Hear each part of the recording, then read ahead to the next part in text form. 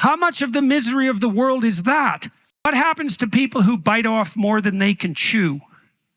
What happens to people who attempt to incorporate and digest the inedible?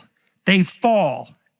That's what happens to Adam and Eve. Pride comes before a fall.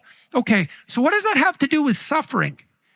That's a complicated question, right? Because you might think, and rightly so, that suffering itself seems to be built into the structure of the world, right? I mean, we're fragile. We can be hurt. Our children are hurt. They stumble. They scrape their knees. They break their arms and legs.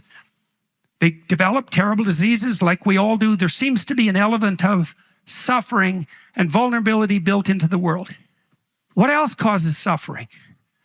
Biting off more than you can chew, right? So you imagine how many times you're struggling forward in disenchanted misery because you've fallen away from what you should pursue, because you've falsely aggrandized yourself or taken on a task, claimed to be able to take on a task or to have a skill that you don't possess, setting yourself up for a fall.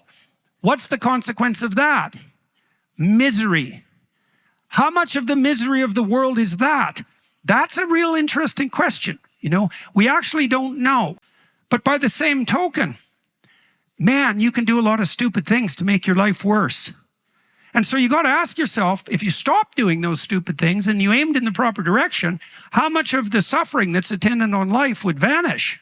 And the answer is, well, quite a lot, because you know that when you're doing your best, when you have your act together, when you're not pridefully overreaching, when you're not overextending yourself, when you're not acting falsely, when you're not trying to usurp and claim what's not yours, when you're not trying to be the pinnacle of the moral order, let's say, life's a lot better.